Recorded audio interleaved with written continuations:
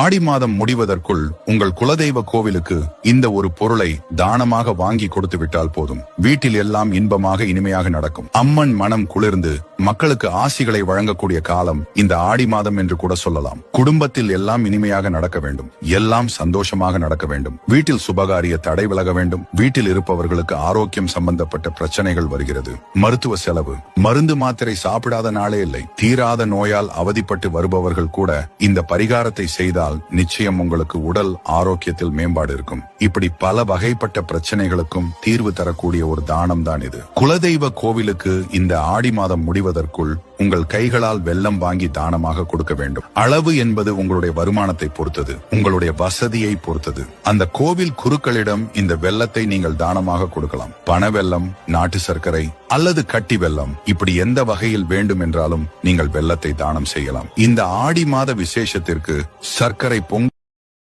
Download ShareChat.